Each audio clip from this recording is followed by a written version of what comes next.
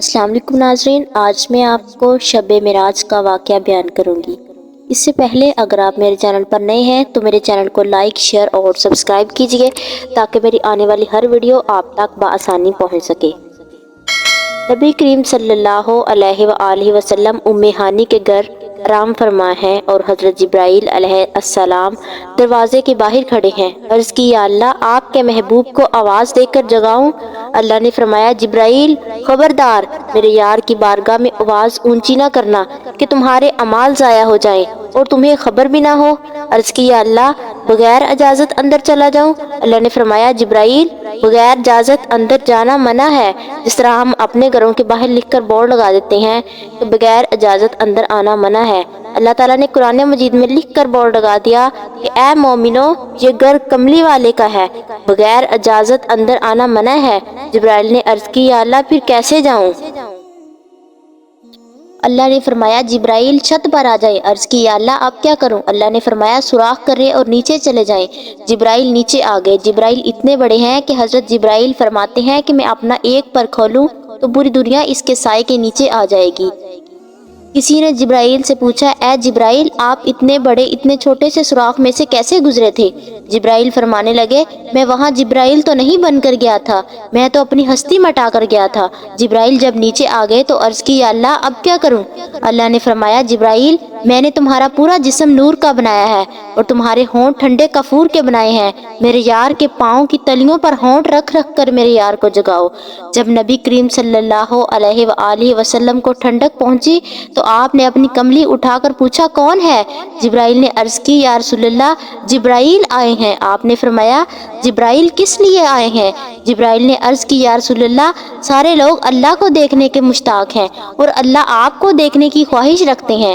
نبی کریم صلی اللہ علیہ وآلہ وسلم نے غسل فرمایا اور پھر نبی کریم کے سامنے آپ کا سینہ مبارک چاک کیا گیا اور پھر دوبارہ ٹھیک کر دیا گیا۔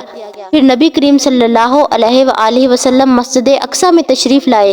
وہاں 1,00,000 کئی ہزار انبیاء تشریف فرما تھے۔ جبرائیل نے عرض کی یا اللہ، سارے نبی تشریف فرمائے ہیں، اسے امامت کے لیے مصلی پر کھڑا کروں۔ اللہ تعالیٰ نے فرمایا جبرائیل، جو تمہیں سب سے زیادہ پیارا لگے وہ مصلی پر کھڑا کر دو۔ جبرائیل نے عرض کی یا رسول اللہ، آپ مصلی پر تشریف فرما ہوں اور امامت کروائیں۔ نبی کریم صلی اللہ علیہ وآلہ وسلم نے فرمایا مجھے کیوں مصلی پر کھڑا کر رہے ہو؟ وہ دیکھو ساری انسانیت کے باپ حضرت آدم علیہ السلام پیچھے کھڑے ہیں، حسن کی نگری کے تاجدار یوسف علیہ السلام پیچھے کھڑے ہیں، اللہ سے باتیں کرنے والے موسیٰ علیہ السلام پیچھے کھڑے ہیں، مجھے کیوں مصلی پر کھڑا کیا؟ جبرائیل نے عرض کی یا رسول اللہ، میں نے کچھ نہیں کیا۔ اللہ تعالیٰ نے فرمایا جبرائیل، جو خوبصورت لگے وہ مصلی پر کھڑا کر دو۔ میں نے عرش پر دیکھا، فرش پر دیکھا، نبیوں کی صفوں میں نگاہ کر کے دیکھا، سدرۃ المنتہا پر دیکھا، لیکن یا رسول اللہ مجھے آپ جیسا خوبصورت کہیں دکھائی نہیں دیا۔ سبحان اللہ۔ پھر آپ نے 7 آسمانوں کو دیکھا، پھر سدرۃ المنتہا کے مقام پر پہنچے تو جبرائیل وہاں رک گئے۔ زمین سے لے کر سدرۃ المنتہا تک جبرائیل ساتھ ساتھ رہے اور آپ کے جوڑے مبارک قدموں میں رہے۔ سدرۃ المنتہا کے مقام پر جبرائیل رک گئے۔ نبی کریم صلی اللہ علیہ وآلہ وسلم نے فرمایا جبرائیل چلو۔ جبرائیل نے عرض کی یا رسول اللہ، اس سے آگے میں گیا تو میرے پر جل جائیں گے۔ تو پتہ چلا کہ جو قدموں سے قدم ملا کر چلے وہ پیچھے رہ جاتا ہے اور جو قدموں میں جھک جائے وہ فرشتوں سے بھی پار چلا جاتا ہے۔ اس لیے ہمیں اولیاء اللہ کے مزاروں میں نہایت عاجزی کے ساتھ جانا چاہیے۔ پھر نبی کریم صلی اللہ علیہ وآلہ وسلم نے اللہ تعالیٰ کا دیدار کیا اور اللہ تعالیٰ نے نبی کریم صلی اللہ علیہ وآلہ وسلم کو 50 نمازوں کا تحفہ دیا۔ جب نبی کریم صلی اللہ علیہ وآلہ وسلم عرش سے آنے لگے تو حضرت موسیٰ علیہ السلام نے فرمایا یا رسول اللہ، 50 نمازوں کو لوگ نہیں پڑھیں گے، تھوڑی کروا لی۔ نبی کریم صلی اللہ علیہ وآلہ وسلم 9 بار اللہ پاک کی بارگاہ میں گئے تو 5 نمازیں باقی رہ گئیں۔